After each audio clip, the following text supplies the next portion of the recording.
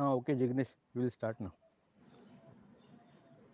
Hello friends, good afternoon. Before beginning today's session, Happy Diwali and Happy New Year's to everyone. It is our great pleasure that I, Dr. Jignesh Vasan Chauhan and my colleague Dr. Vinayak Desai sir, who are the host of today's webinar and got this opportunity to welcome all on of behalf of Daisar Medical Association. Today is the 15th number of a webinar after the short break of Diwali. Here I am requesting to all the participants to mute their microphone. Please don't use the screen sharing option between our live webinar session. Here I am requesting to our host, Dr. Vinayak Desai sir, to proceed the further session. Dr. Vinayak sir. Thank you, Dr. Jignesh. Good evening, respected doctors. Welcome you all to our 15th webinar of Daisar Medical Association. Now it is 4-5 and we are almost 26 delegates. Today our speaker is most renowned dietitian across the globe. We all don't need any introduction of him. He is always ready to help, and of course he is ever ready for our Daisar Medical Association. The topic today has a story. Dr. Kiran Shinde sir has described about this topic in such a way that we were so eager, curious, etc., for this CME. To moderate the session, we have leading physicians from Boreli, Dr. Rajesh Ghagre sir, who has his own setup at Ashtavinayak Hospital. Vote of thanks will be given by our president of Daisar Medical Association and family physician, Dr. Milind Taute sir. To introduce Dr. Tivaskar sir, we have leading family physician from Daisar, Dr. Jasmine Wani ma'am. Over to Wani ma'am. Yeah, thank you, Dr. Vinayak. Dr. Tivaskar doesn't need any introduction, but since DMA request, I'll do it. So Dr. Mangesh Tivaskar, he's MD, FRCP, FACP, FICP, FGS, and Diploma in Advanced Diabetology from Denmark. He's consultant physician and diabetologist, Shilpa Medical Research Center, Mumbai. He's gold medalist, MD Medicine, MBBS, and he has got 4 gold medals in biochemistry, pathology, microbiology, pharmacology. Honorary General Secretary, National, API, ICP, and PRF. He's on the editorial board of JAPI, Medicine Update, and IJD. He's governing body West Zone representative of ACP in India chapter. He's a guest editor of Insulite Journal, World Journal of Anemia, and he has delivered more than 1,000 lectures at national and international conferences and has multiple chapters, publication, posters, presentation, write-ups in textbooks, peer-viewed journals, and international platforms. So I request Dr. Tivaskar to start this session. Thank you, Dr. Jasmine, and good afternoon, everybody. Thank you very much. It's such a pleasure to see you all, guys.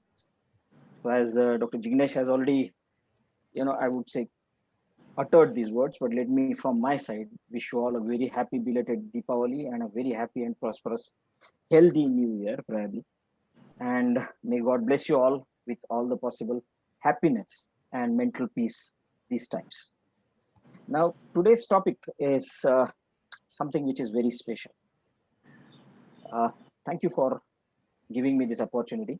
A huge thanks to all of the delegates those who are logged in this afternoon times. I know this is a very tough time usually, so we all are in a kind of a mental stress, and I must appreciate your receptiveness and willing to listen and learn. That probably is one of the best parts of the Daisar Medical Association, and that's what I love about Daisar Medical. Today's topic has a little story, actually. This is on the request of Dr. Vinayak Desai. Actually wanted to talk and discuss about something else, but then Vinayak said that, no, sir, we want to listen to you talking about obesity. And then I just thought that, yeah, this topic makes a little, I would say, not only sense to me, but probably a little relevance to me currently, because now is the time when probably you may think about in a little better way about such kind of scenarios like obesity. Now, why it is important, let's discuss, and why it is necessary to know the basics of obesity and try and understand where the things have gone wrong and where we can improve and how best we can learn through today's talk. I don't have any specific disclosure. So my agenda for today would be, I just give you an overview of current siege of obesity. Now, we all are under siege with overweight and obesity related challenges, healthcare challenges. We'll try and find out what are those health impacts that obesity can give. We'll try and discuss some management issues and management lessons, and we'll have some take-home messages. Please pardon me because of the caveat of the time. I'll not be able to discuss about the details about any particular therapy, but those who are interested in knowing the details or something like that, they can directly call me or may mail me on my email ID. Friends, you all know that we are currently undergoing an epidemiologic shift. Now, why I say epidemiology shift? Because probably 3 decades before or 4 decades before, we would have discussed enteric fever or management of cholera or gastroenteritis or community acquired pneumonia more frequently. But now you are witnessing what? You are witnessing the discussions on non-communicable diseases. So there is a distinct shift between the infectious diseases to chronic degenerative, I would say man-made diseases as a primary cause for the morbidity and mortality. And that is the reason why I call it as under siege. Now, why under siege? Because this reminds me of a beautiful National Geographic 2006 picture, which got attention of the world, where you can see here a 20-foot blue shark, great white shark, is approaching a 4-foot kayak. And the kayak man is in the midst of nowhere. He doesn't know what to do. He is under the threat of this, and he doesn't have any choices but to face it. Obesity and overweight challenges currently, I would say, or more or less, I would say, non-communicable diseases are currently posting the similar challenges to all of us. And it's been globally recognized. Look at Time magazine writing down, India Today writing down, New York Times writing down, Morning Herald writing down about the problems of obesity and problems related to obesity. So what do you mean by an obesity when you say that patient is overweight or obese? So obesity is a heterogeneous complex disorder of multiple etiologies. And what are those etiologies? Usually characterized by an excessive body fat. But it is just the excessive body fat? No, it has to cause the physical, mental, and socio-economical health related problems. So when obesity leads to this kind of challenges, then the obesity is called as a disease. And as Jasmine and Sanjay will agree, even right from Charak Samhita, where Charaka describes around 8 body phenotypes, and obesity is one of the 8 body phenotypes, which has got 8 defects. Very interesting. You can see this, and this was probably chapter 21, 3rd and 4th sayings of that. And what is that? 8 defects that Charaka describes. Obesity is associated with, look at the thought process that time. We are talking about 430 to 340 BC. And look at the thinking of Charaka that time. He clearly described that obesity is associated with shortening of lifespan, hampered movements, difficulty in sexual activity, debility, foul smell, oversweating, too much of hunger, and excessive thirst. These were all 8 defects which were associated as an obese phenotype and one of the 8 possible defects. And that's the reason why I say that today the world is changing. On your left side of the screen, you will see a Pulitzer Award-winning photograph by Kevin Carter. Now, this Kevin Carter shot this during the Sudan famine. And you can clearly see a dying child, and a vulture is waiting for his death to eat it. Kevin Carter won the Pulitzer Prize for this. Fortunately, as he could not save the child, or he never knew what happened to the child, by just thinking about that, 6 months after taking this photograph, Kevin Carter committed suicide from jumping from one of the highest buildings in New York. But then the irony of the fact is this, that everybody talks about that photograph. But what about the photograph which is next? I would say this is also a Pulitzer Prize winning photograph. This talks about today's world. We started as hunters and gatherers. We started as like that. But then it took us 2.5 billion years to evolve from what we are today. 1, 2, 3, 4. It took us 2.5 million years to form what we are today as Homo sapiens. Very interestingly, the first 4 are Australopithecus, Zinjanthropus, Homo erectus, and Homo sapiens. We became Homo sapiens by 2.5 million years of evolution. But in last 5 decades or so, we changed a different lifestyle. We changed to a different lifestyle. We adopted a different lifestyle altogether, which has made us Homo diabeticus and Homo obesius. And this is what I call it as McDonaldization of the society, or pacification of the society, or waste toxification of our society. This is what is the most important current cause of this. How do you feel if I say that most of us are currently malnourished? Malnourishment, here I don't say it is undernourishment. Here, malnourishment stands for overnutrition. So that McDonald's M is not McDonald's, it is primarily a malnutrition. So today, let's have an overview of our sins of globalization, nutritional liberalization, and ease of wealth. We all are aware that nearly 2/3 of the individuals have nourishment related mal health globally. And that's exactly what is the current standing of non-communicable diseases globally. This is the change world today.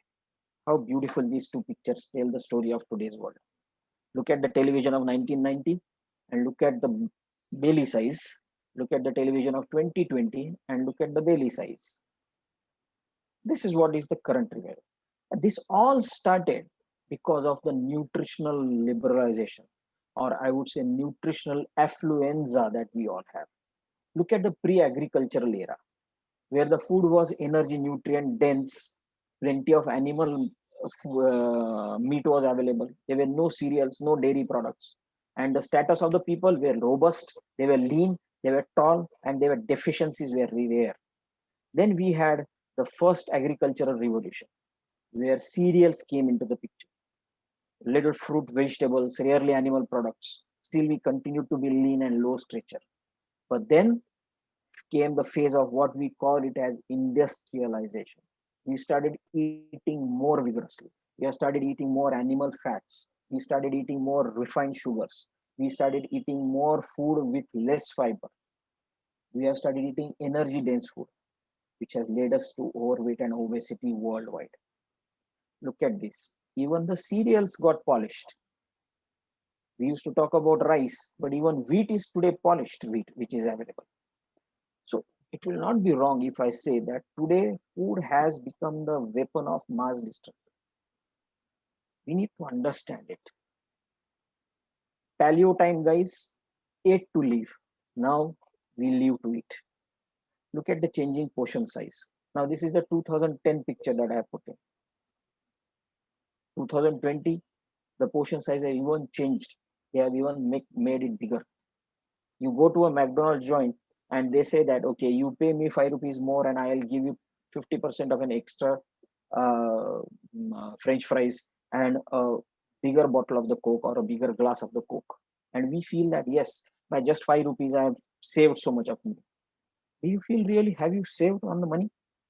Genuinely? Friends, we are caught in the tsunami of the poorly managed lifestyle and junk fast food and the food market. Even though we decide to walk on a healthy street, all this tsunami, all these outlets, they stop us from thinking. Look at the guy who is trying to start an exercise, and what are there in his path of exercise? You can see all these things waiting to make him obese. So I was just wondering, what is wrong actually with this waste earned diet, or what I say it as a wasteful diet? What is wrong in it? There is a genuine problem with this diet. And what is the problem?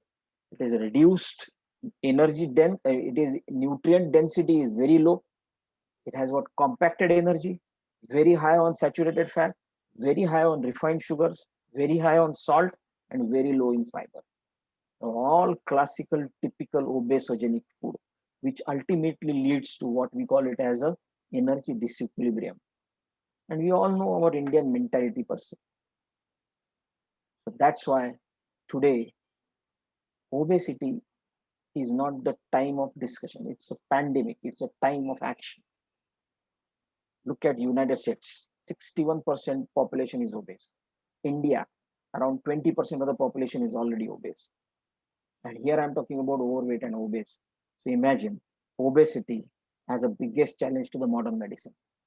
It's a very strong predictor of morbidity. Why it is important to understand? Because it's very strong predictor of a morbidity. Moribund obesity, that means BMI, which is above 35. You have it, you're lost more than 20 years of life already. And unfortunately, the brutal truth is the bottom line. That is, no management is successful to cure obesity. That is most important. Look at the statistics. Now, these are 2005 statistics I'm putting in, where 1.1 billion adults that time were overweight and around 312 million were obese. That means that classically BMI above 30 we are talking about. And out of that, 155 million children worldwide were obese and overweight. But then look at the 2016 WHO data, which is currently there on the WHO site. More than 2 billion people are overweight. Out of that, 650 million are obese. 40% of adults are overweight. Out of that, 13% are already obese. Most of the world's population, they live in the countries where overweight and obesity kill more people than underweight. Nearly 38 million children under the age of 5 are overweight. You can imagine nearly 340 million, the figure which was 155, in a decade it has doubled.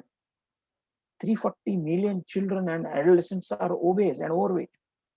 In fact, the moment somebody walks into my clinic with a child, I can sense the obesity related diabetes, hypertension walking in the form of the obese child. And unfortunately, we don't realize that these are all preventable diseases. So we need to understand that obesity is a global disorder. Even American Medical Association has recognized obesity as a disease, and it requires medical intervention at the right time. Look at the current Indian status. Now, this is 2006 data that I am presenting, which was the latest available on any website. India stands at 13%. Now, 13% may not hit you here when I say 13%. But then if you really calculate, 1 in every 8 individual is obese. Can you imagine? 1 in every 8 or 9 individual is overweight or obese. Can you imagine why this has happened? Because India has entered in the world of supers. We are in the world of super rich, super combos, super sodas, super fries, and super meat, which has led to what? Super size kids, super size bums, super size tummies. And unfortunately, we are missed on recognizing that we are also going to make super sized coffins. And who does it? It's not the current generation. Our generation needs a blame for this. It is us, those who have encouraged our children to go to these people. Interestingly, this study which I did myself, and we conducted what? We conducted school lunchbox survey, and where we scanned 7 big private schools. More than 1,000 students were scanned in Dahisar and Borivali. And the grades were from junior KG to 10th standard. And random scans of the tiffins were performed.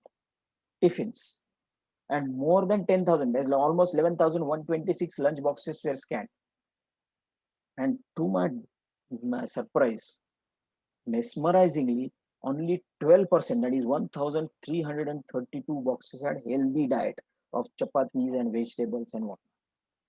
17% of the students plan to eat in the school canteen, so we all know what they're going to eat.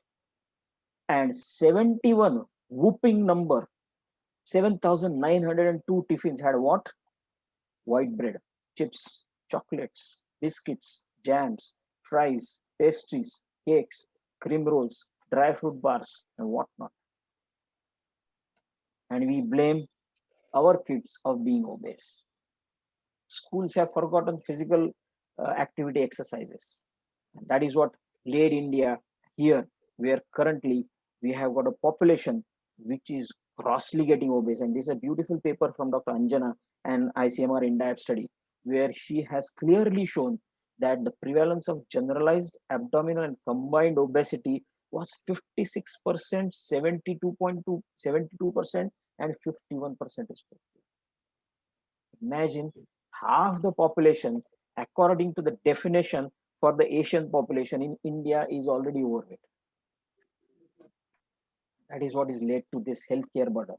So we are all caught up into this non-communicable onslaught of the diseases, where modernization and healthcare burden is taking a toll on the government. And why this happens? You have the classic YY paradox. In the photograph, you will see Professor Dr. Chittaranjan Yagnik on the left side, sorry, on the right side, and Dr. John Yudkin from Oxford on the left side. Identical guys, both have BMI of 22.3. But when they did a DEXA scan of their body fat content, look at what John Yudkin had. Body fat content of 9.1%. Chittaranjan Yagnik, I don't know how many of you few of you must have met him also. You know, if you have seen Dr. Yagnik, a thin, lean, lanky guy like Sanjay Vani, but he did his DEXA scan, find out that the fat percentage was 21%. 5 years back, I did my own DEXA scan for the body fat containing. It was whoopingly 17.6%. Now, this is what is the India's problem is, because for our phenotype, we all have extra body fat. So we are all thin fat Indians. We are high number of fats and less number of muscles. So we are sarcopenic Indians. We can produce best brains in the world. We have chess champions in the world, but we do not have marathon winners in the world. We do not have best athletes in the world. Our genes are obesogenic. In fact, Dr. Yagnik already had proved by his beautiful paper that he published on the newly born infant that even the cord blood of the infant, which is born to an Indian mother, has hyperinsulinemia. In spite of having the low birth weight, the baby already has got insulin resistance setting. And our energy to exercise is classically depicted in this cartoon. I put my jogging shoes, jogging shorts, jogging sweatbands. Wow, that is enough for my exercise. This is what we all think about exercise. Look at the fitness center. Look at the people entering in the fitness center. They are going to a fitness center, but taking an accelerator, elevator or escalator. This is the photograph that I took in the Beijing when we were at the Lantus meeting launch. And this is the Beijing Marriott. And we were at the lunch break. Our meeting was on the first floor here, and the lunch was going to be served down. Look at the number of the doctors who were there to learn and talk about insulin and diabetes. They are all learned guys. You can see how many people are taking stairs to come down even, and how many taking escalator to come down. That is what is more important, which has led to what we call it as obendia. And we kept on wasting our time in talking about apple-shaped where obesity is fine or pear-shaped obesity is fine. Does it really matter for us? On the contrary, we have crossed that time far, far away. So how do you diagnose obesity? Most of the times we use 3 parameters. Like we talked about BMI, we talk about waist-hip ratio, and we also talk about waist circumference. But remember that BMI is an incorrect measure to assess obesity. You can see a classical example of both of these guys. Those who have got BMI of 33.9, both weigh 250 pounds. But then look at the fellow on the right side and the fellow on the left side. So BMI is not a correct measure. In fact, it has been recommended that it is the combination of BMI and waist-hip ratio. Combined analysis gives you a far better risk of assessing the obesity. And this is for the Asian class of the people, where we say that underweight when the BMI is less than 18.5, normal weight, we consider it is between 18.5 to 22.9, and above 23 is overweight, and above 25 is obese for us. Where the difference in the Indian or for the Asians and the Caucasian population is that here, instead of being normal weight, here being normal weight is from 18.5 to 25 is normal weight. Between 25 to 29.9 for them is overweight, and then above 30 for them is obesity. But for us, it is about 25. BMI of about 25 is obesity for us. It is not overweight. So these are various parameters that you should be measuring. Don't just measure the body mass index. Try and measure the waist circumference. Try and measure the waist hip ratio. And waist hip ratio is best measured at the top of the iliac crest. Okay, and the waist hip ratio of above 90 in males and above 85 in females are supposed to be obese, and they will all cause consequences. So I put it as consequences of obesity as 3 M's: mental problems, mechanical problems, and metabolic problems. And on the top of it, whenever there is an overnutrition and sedentary lifestyle, inflammation sets in and whole thing goes for toss, and a big toss. And still we have a tendency to blame it on the genes. Was it really the genes which was important? Always a question was asked to me, are all obese people sick? And I believe that you have an answer for this. Sure shot, no. Not all obese people are sick. They are not all sick. Not all obese people, they get the disease. Why? Because there is a clear differentiation between what we call it as obesity causing a disease. So when the obesity is called as a disease, when obesity is primarily because of the genetic or developmental errors, or it is basically because of the hypothalamic injury or because of some kind of infections, or whenever there is an overnutrition or energy imbalance which is happening with or without the environmental factors. And sometimes it could be because of the adverse drug reaction to the medications, like currently what we are using, steroids. But this should cause pathological, structural, functional, metabolic, endocrine, and immune abnormalities, so that it should not be just the fat or the weight which is responsible, but fat or the weight which is causing a problem or the disease is called as a sick fat disease. So when there are multiple pathogenic adipocytes causing endocrine and immune disruptions and causing metabolic diseases like diabetes, hypertension, metabolic syndrome, or what we call it as adiposopathy or sick fat disease, or the weight causes mechanical damages to your joints, leading to osteoarthritis, or the problems of the back, or the obstructive sleep apnea. These are the times when you call obesity as the disease. So we all have 4 different phenotypes of obesity: normal weight centrally obese people, normal weight metabolically obese people, metabolically healthy obese people, and metabolically unhealthy obese people. These are all 4 different types of. And we Indians are what we call as thin from outside, fat from inside, that is toffee Indians. And these are all classical Indians of toffee.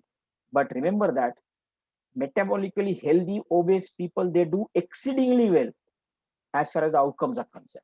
Rest all 3 phenotypes, they have their challenges, because all will have higher incidence of hypertension, diabetes, sarcopenia, inflammation, oxidative stress, decreased muscle mass, decreased fitness, metabolic syndrome, and related challenges. So it's very important. Then the question is this, then why we talk about obesity? Because look at this, you are just overweight, you are here somewhere between the metabolically healthy and unhealthy. You are almost at 50%. But the moment you enter the obese class 1 and class 2, you start becoming metabolically unhealthy. That is the reason why obesity needs to be addressed, because you need to treat the sick fat which causes the systemic chronic inflammation leading to insulin, hyperinsulinemia, hypertension, dyslipidemia, atherosclerosis, fatty liver disease, hypercoagulability, diabetes, everything.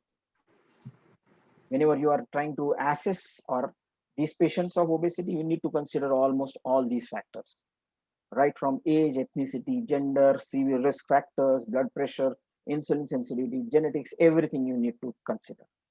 So when you evaluate this patient, please spend some time with them. A detailed history, including the family and personal history, is important. Ask about his job, his pattern, his work style, everything needs to be understood. Assess the nutrition carefully. You should not only assess the daily nutrition, but overall nutritional practices of not only him, but the entire family should be assessed. Assess his physical activity overall, and then call for the basic laboratory parameters like asking for CBC, sugars, A1C, lipids, liver function test, renal function test, or probably other endocrine evaluations as per necessity. Radiology can be asked in select situations. especially when you are trying to find out whether the patient has developed any problem because of the fatty liver, you can ask for a fibro scan. But do not forget to evaluate both cardiovascular and respiratory systems when you are assessing and evaluating the patients of obesity. Ask for sleep studies, because obstructive sleep apnea is one treatable condition which can really ease out the management challenge of resistant hypertension or uncontrolled diabetes. And if you want to assess fat, exactly, there are so many facets which are available, but one of the most commonest, easily available, and probably fairly okay way of assessment of fat is doing a DEXA scan. So it is dual energy scanning of the X-ray imaging of the fats, which will give you an actual fat percentage, which should be really hitting you hard to manage, how to manage and how to approach for the management. Let's quickly have an overview of the drugs which can cause weight gain. You all are aware about it. Remember older generation beta blockers like propranolol or atenolol or metoprolol to a certain extent. Calcium channel blockers can cause weight gain basically because of the fluid retention. Hormonal drugs, we all know about it. Steroids or means oral contraceptive pills or progestins. But then primarily psychiatric medications are prime culprits in the day-to-day practice. Divalproates, lithium, carbamazepine, antidepressants, gabapentin, TCAs, SSRIs, MAO block agonists, they all will cause weight gain. Anti-diabetes, that is glucose-lowering drugs like insulin or TZDs, sulfonylureas, ureas, glinides will cause weight gain. There are certain chemotherapeutic agents like tamoxifen, cyclophosphamide, methotrexate, 5-fluorouracil, or aromatase inhibitors that are used to treat breast cancers can also probably cause weight gain. And some antivirals as well can cause weight gains. So especially protease inhibitors, when you are using anti-HIV therapies, can cause weight gains. Now, how do you treat them? The best treatment for obesity is probably to prevent further weight gain. That is a biggest challenge. Ideally, it should be treated by preventing it completely, but somebody obese who comes to an interest, first goal has to be not weight loss. It's the stop age of that weight gain. And then whenever you plan a weight loss, the weight loss has to be realistic. So do not put unrealistic goals in the patient's mind. Say like suppose somebody who has got 150 kgs, don't say that boss, agle 3 mahine mein 50 kilo kam karna hai. No, it is not possible. It will not go. Have a realistic weight loss. So probably say, yes, let us achieve probably, 1 kg loss by next week or so. Or probably you can say, okay, let's have a 5 kg loss in coming 3 months. Fantastic. Keep and have the realistic goal. Keep patients engaged in doing that. And then you need to have strategies for the long-term maintenance. Because remember that you all have to understand this graph very, very correctly. Why? Because that is the place where many of your patients, they fall prey to all those quacks and obesity clinics, which are practiced and rampantly, misled the whole community. Why? Because we need to understand that weight has got a natural tendency to go as the age advances. But then remember, when you start the treatment intervention, the first few months are excellent by any ways of treatment. It will give you quicker weight loss, much greater weight loss, very easy weight loss, and a high number of responders to it. But then the real challenge starts after a 6 months therapy or probably a 9 months therapy of the treatment induction, where then the weight maintenance phase starts. And there you realize that it is very difficult to maintain that gained weight. And that is the reason why, those quack diets, very crash, very low caloric diets, they have never worked. That is the time when patients, they start fooling you. They start lying not to you, but to themselves as well. So always aim not to treat the fat mass only, but also try and hit that sick fat disease, that fat mass disease. And what are the ways of management? Nutritional interventions, physical activity, behavioral therapy, pharmacotherapy, and bariatric surgery. Next 10 minutes, we'll talk about this and then I'll sign off. So the first stage in management of obesity is always the lifestyle modification, what we call it as therapeutic lifestyle modification, which comprises of two distinct things, diet and exercise. Please understand that diet alone will not help in maintaining the weight. We have seen that weight reduction in the initial part is beautiful. That exactly is what happens when you very crash diets to the patients. But why they find it difficult to maintain it? Because then your body mass starts getting readjusted. The basal metabolic rate starts getting readjusted. And then suddenly the same nutritional deficiency will not generate that much of energy deficiency because the BMR has readjusted itself. So it has to be always added up with a proper exercise therapy. And if it fails, then go to the second stage of pharmacotherapy. Ideally, very good for obesity class 1 and class 2. For overweights, pharmacotherapy is not advisable. Please understand. And surgery has to be only and only advised in the patients, those who are obesity class 3, that is moribund obesity, or sometimes the class 2 obesity with associated comorbid conditions which need urgent interventions. There are huge number of diets. You must have heard all these names: Mediterranean diet, DASH diet, ketogenic or Atkins diet. We have Ornish diet. Ornish diet means only, talking about the diets which have got high amount of nuts and calories and all that. Then you have got paleo diets. Paleo diets means like Paleolithic diets, eating only what the Paleolithic people they ate. But these are all the diets which are all probably the way to start or initiate the weight loss, not for the people to maintain or sustain the weight. So all these diets, unfortunately, and the patients, they end up getting tossed from diet A to diet B to diet C because of all these quacks they were practicing all obesity clinics. Understand it, that it is very important that very low calorie diets like more than 1000 calories per day will not work. Understand the importance. If I ask you how much caloric deficit is needed to cause 1 kg weight loss, deficit I'm talking about, caloric deficit, it is 7500 calories deficit has to be created by for the causation of 1 kg weight loss. Now if you even reduce down caloric consumption of day per day by around say 500 calories, to cause 1 kg weight loss will take minimum 10 days or 12 days. So very low caloric diets or highly calorie restrictive diets will never work. Partial meal replacement therapies, they work beautifully. While there I'm not talking about complete total meal replacement. I say partial meal replacement.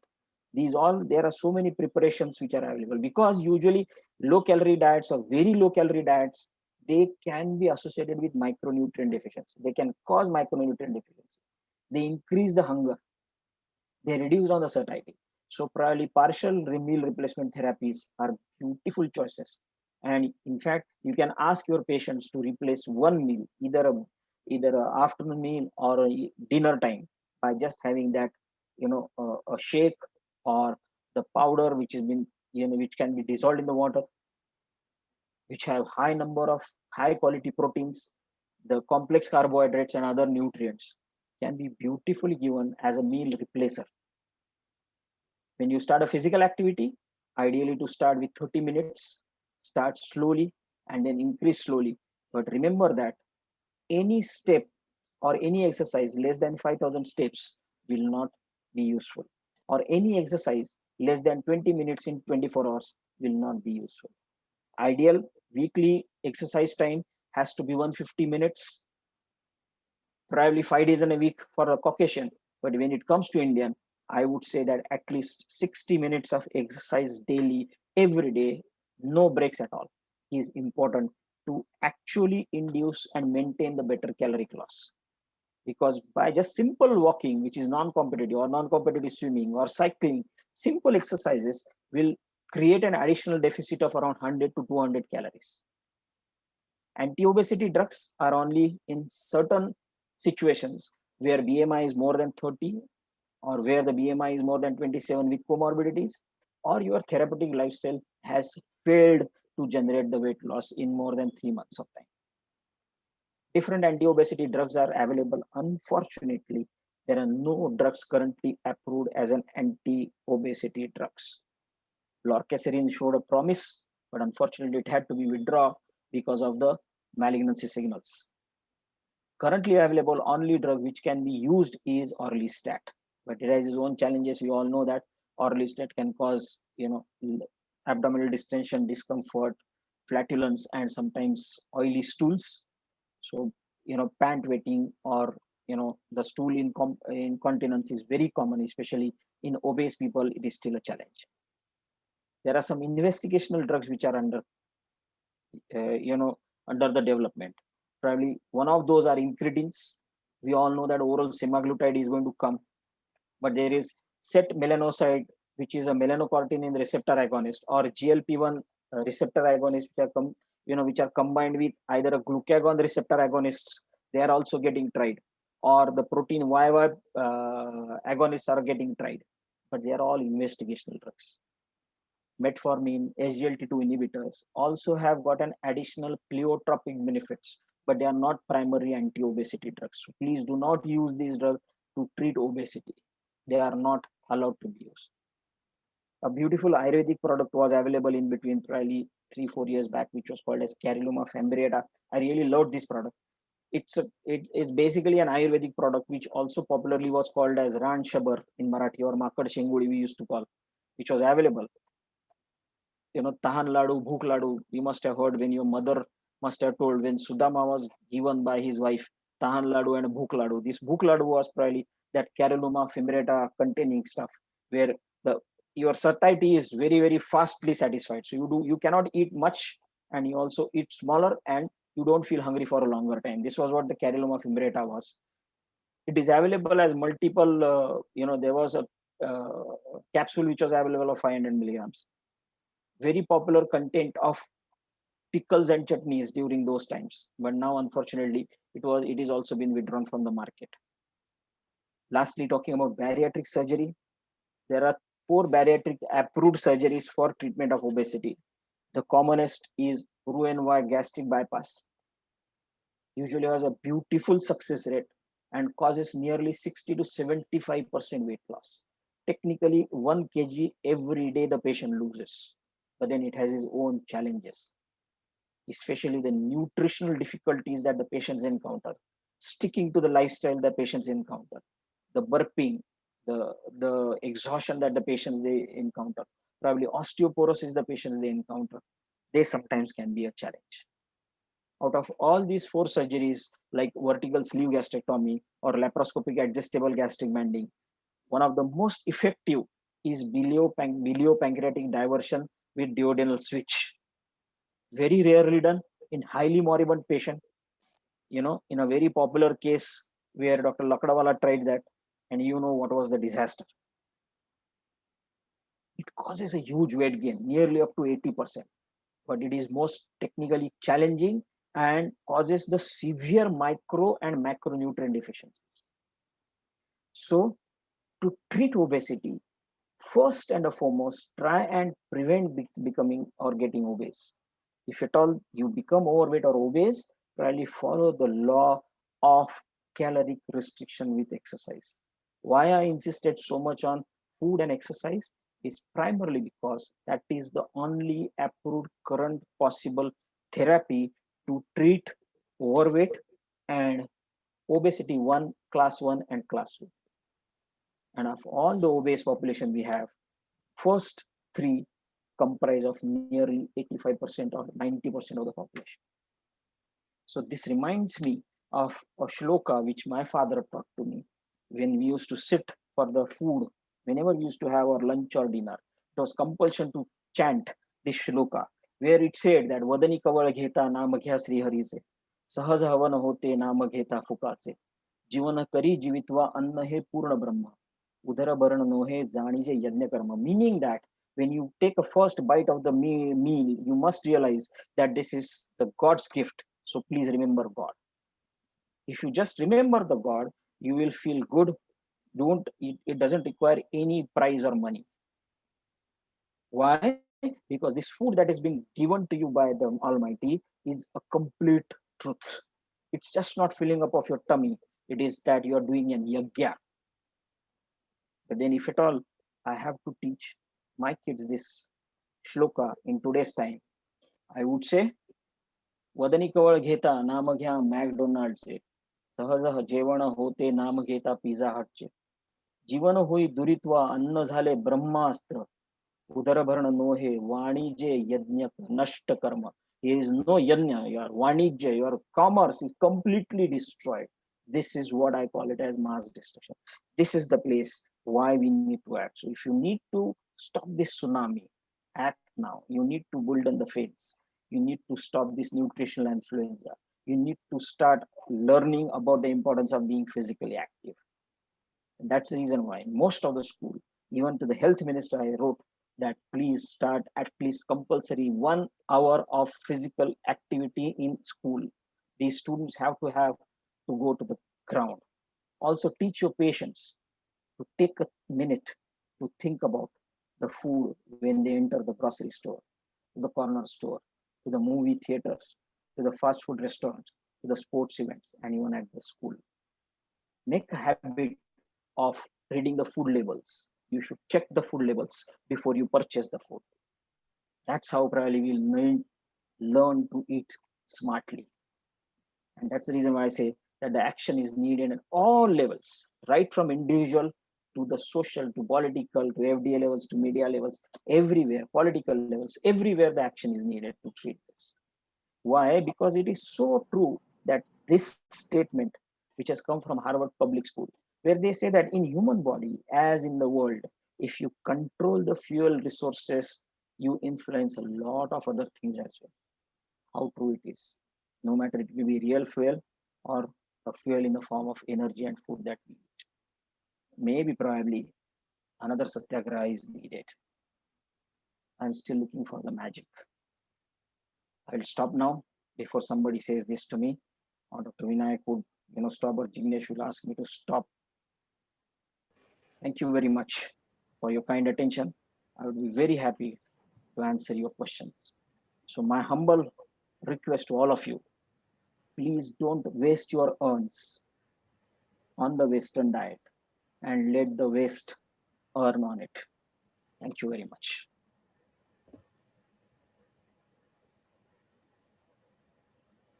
Thank you very much, sir. It was indeed a really great lecture. I mean, about to start, I thought it will be a statistical presentation, a lot of graphs with different arrows in different directions. But when you said you're going to tell a story, now I really wondered, and it was really a pictorial story, like Amar Chitrakatha or Archie's book, And stories we always like, storybook we always love. It is more interesting, and always remember more. It was really nice lecture. Obesity itself is a leading cause for morbidity and mortality worldwide. And you have added to my wonder that it was known from the era of Charaka. The WHO has declared obesity as a global epidemic. And on that, all of the above, during this COVID pandemic, situations like work from home, school from home, the sedentary lifestyle has increased. Hence, prevention and management of obesity is a very important aspect. And today, I'm really happy that you have given us a very nice presentation regarding what we can do at our level, at our clinic level, rather than what is done internationally and statistical level. So once again, I thank you. And now let's proceed toward the questions. There are some questions in the chat box. I'll just read it out for you.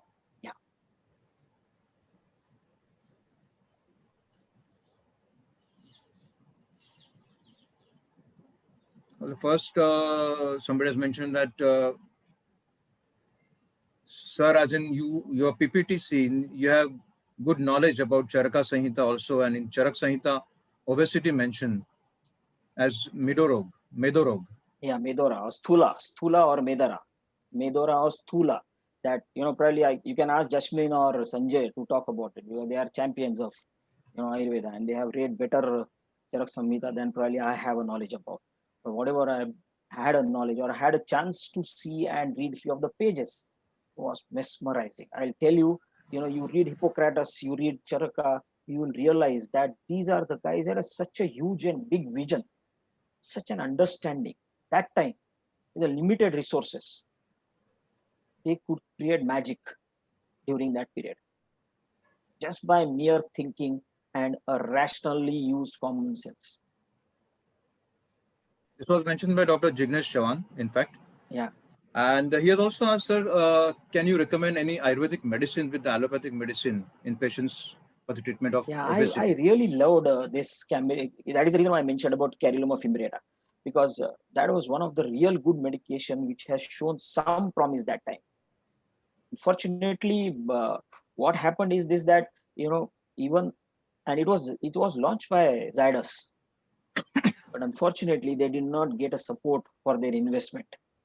And we all know that it's absolutely a personalized response, right? And we being in the busy practice, unfortunately not practicing obesity completely in a dedicated fashion, quite a few times we also, probably got fed up of answering patients' question, because it causes a very, very slow weight loss.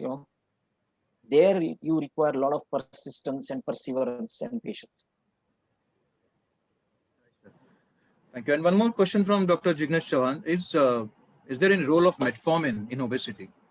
Yeah, that's what I told. There, SGLT2 inhibitors or metformin, they do cause some kind of a weight loss.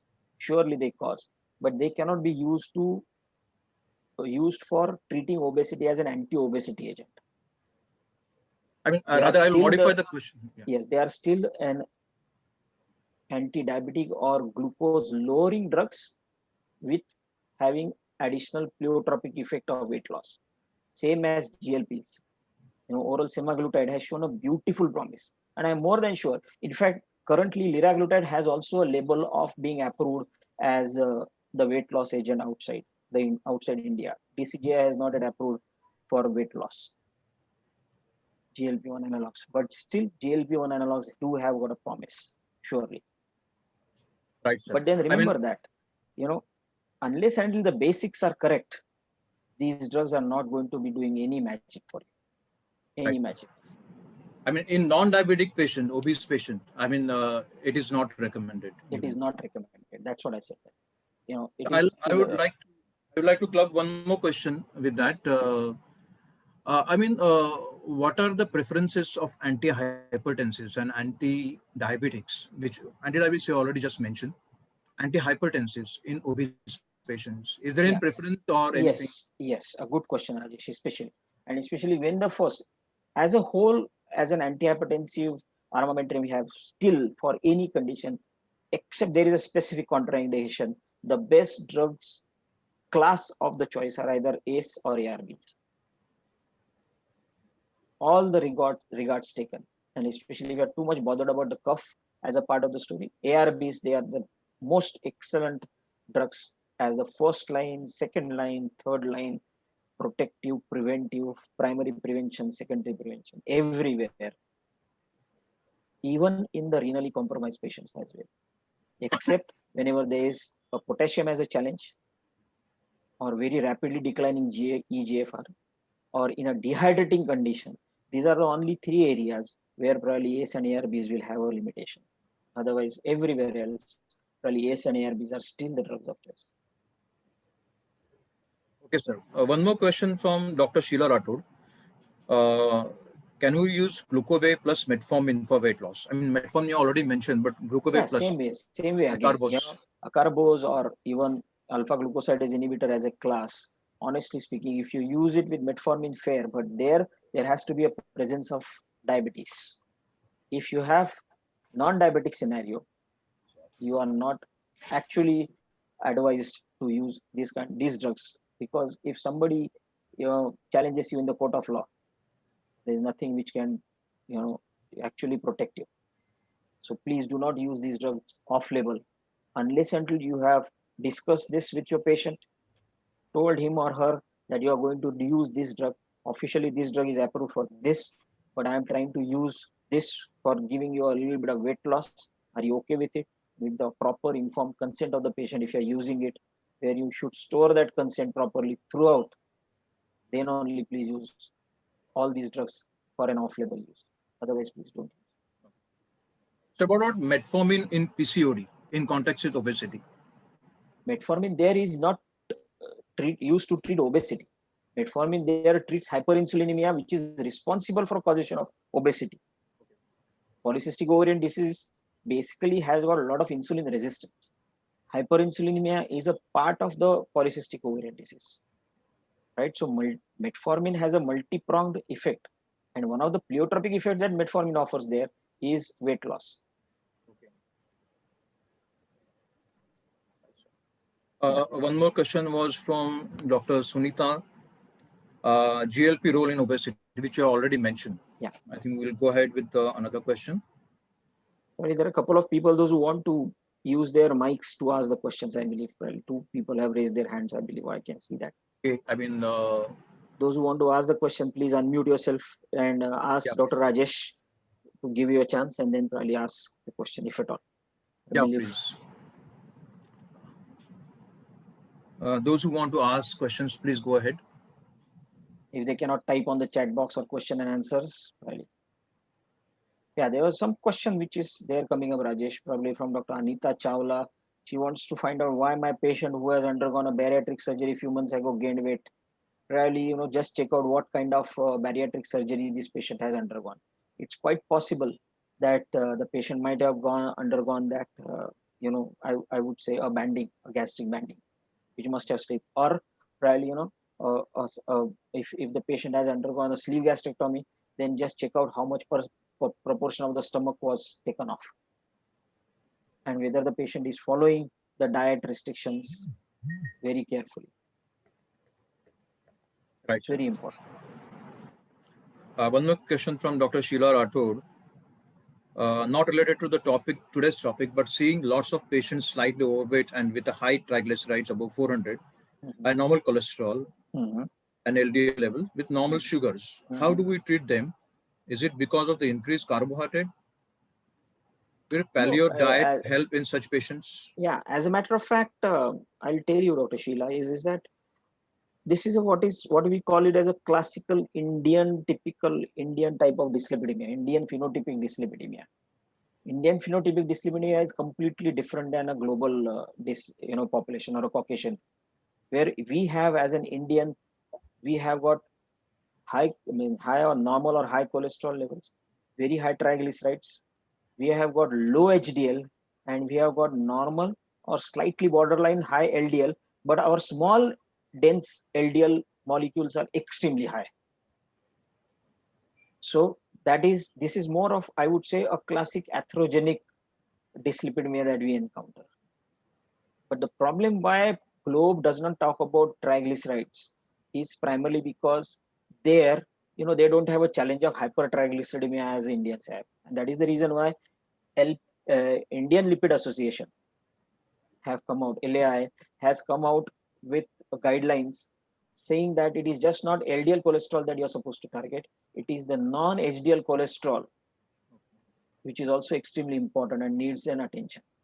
And to treat them, no other beautiful drugs than statins. One of the best drugs that we have. Right. So you have mentioned that partial meal replacement therapy. Yes. Now, one more common question which is asked to all doctors, most of the patients ask common questions, like commercially available protein shakes and supplement foods which are available commercially for weight loss. What is your opinion about that? Good question, Rajesh. And in fact, I'll say that thanks for bringing this point up. First, yourself as a practicing primary care fellow, understand what you're prescribing. Quite a few times I have seen in my practice that we tend to prescribe just because the pharma MR has come to you and promoted the product. You hardly even bother to find out what is the protein content, what kind of a carbohydrate content the composition has. And that is the place where you probably mess up the whole thing. Right?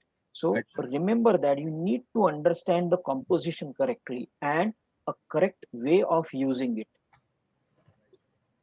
And these are all partial meal replacements. They do not say that completely stop your meals. They are all partial meal replacements.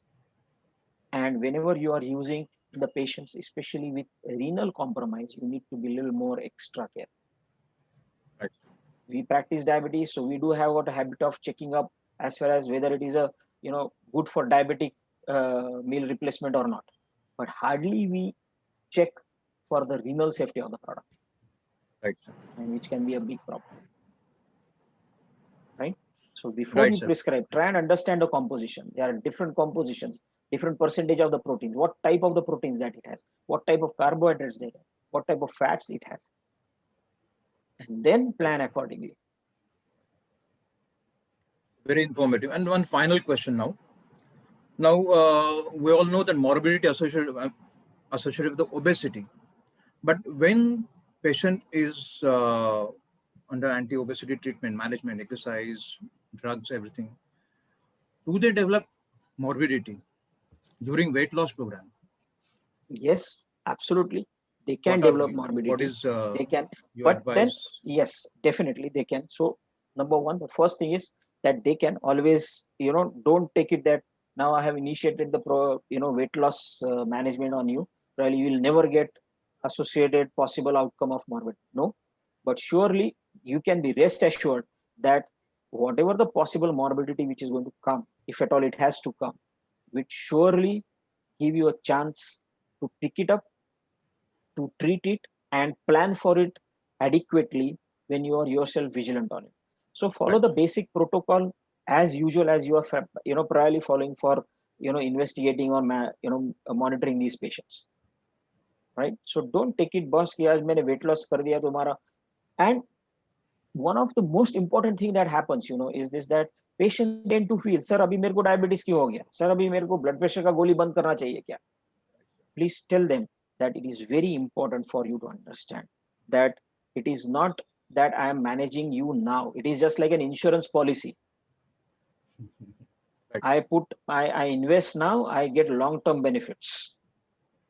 I'm just trying to take off that paddle from your accelerated that you are pushed in on the downslope. I'm just trying to reduce down the speed. If you cooperate, probably you will not hit the ground as quickly as you are likely to hit by going to this speed.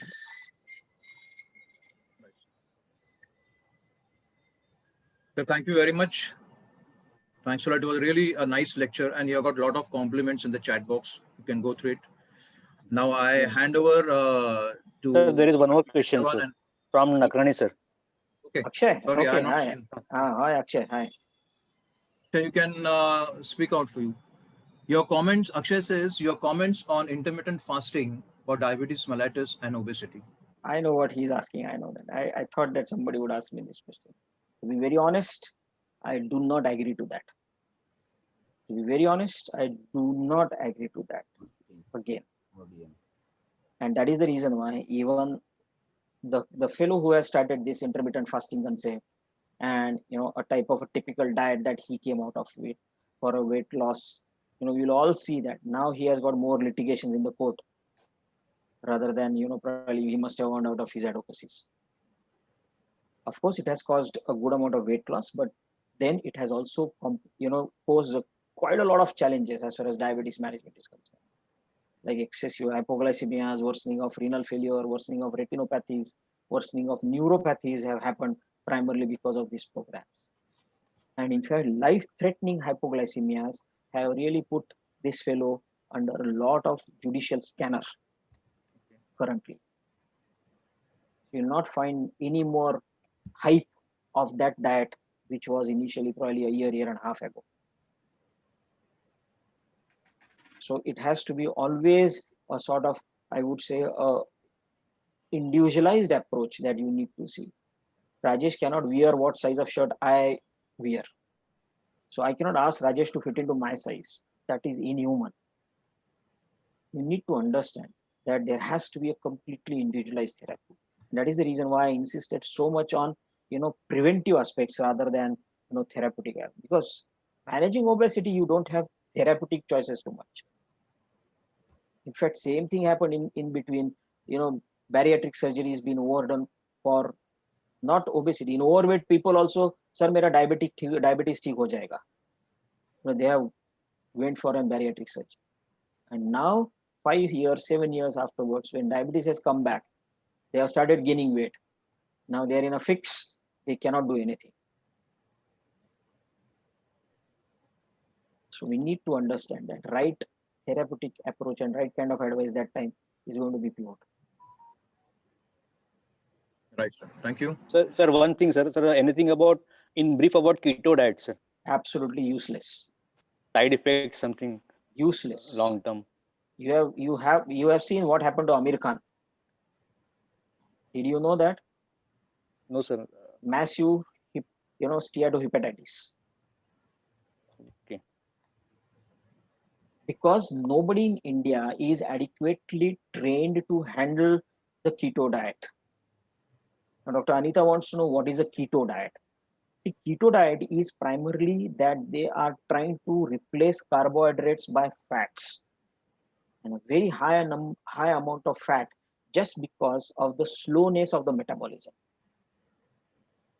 right? And that's how, just to reduce down the immediate caloric burning or availability of a quick energy, people have started, advocating keto diets. So the fuel which burns is fat, and the energy output is not in the form of glucose, but it is in the form of ketones. That is what exactly SGLTs they do to give you the benefits at the cardiovascular endpoints. But the amount of the ketones that SGLTs produce are very, very minuscule, micromillimoles. Excessive ketones produced can cause what you have all witnessed when you have treated a case of diabetes ketoacidosis, right? Where ketones are in a large quantity which are produced. So we need ketones as a super fuels. The ketones are super fuel. They are one of the best fuels. In fact, they generate better energy than glucose, but over a period of time, they are slow burners. They do not generate energy so fast. That is the reason why keto diets are given. So whole amount, so they have, 60, 100 grams of butter people they eat. But then that is the area of the challenge. Right?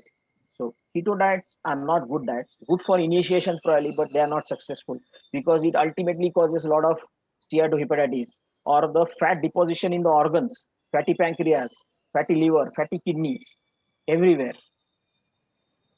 That is more disastrous because these fat, once organs they develop fat, and means the fats they become as an organ storage fats, they are very difficult to mobilize. Very, very difficult to mobilize. Okay. Right, sir. So thank you very much. And now I request Dr. Jignesh to take over. So friends, I think so no any more questions are remaining. It is a very interesting and informative questions answer session. So thank you, Dr. Mangesh Tivaskar sir and Dr. Rajesh Gagre sir. Now here I am requesting our chairperson come our lovable DMA president Dr. Milind Taute sir to give vote of thanks. Good evening, doctors. On behalf of Daisar Medical Association, myself, Dr. Milind Taute, President of Daisar Medical Association, thanks Dr. Mangesh Tivaskar sir for giving an informative, excellent lecture on obesity, causes of obesity, and how to manage the obesity. Remember the sloka he told to us, the one line of the sloka, Udara Bharana Nohe Janide Yajna Karma. If you remember this line, then you will not get obesity at all. Huh? I also thanks Dr. Rajesh Ghagre sir as a moderator for today's lecture, our chairperson Dr. Jasmine Wani madam, and our today's host Dr. Jignesh Chavan and Vinayak Desai for conducting today's lecture. Thanks once again. Thanks to all doctors, our members, and Dr. Mangesh Tivaskar. Over to Dr. Jignesh Chavan. Behalf of Naisar Medical Association, now I'm announced the end of the today webinar session. Thank you, everyone. Thank you, everyone. Thank you. Thank you. Bye-bye. Happy New Year. Thank you. All the best. Thank you. Yeah. Same Thank you, to sir. you. Bye-bye. Thank you, sir. Take care. Thank you very much. Hello. Hello. Hello.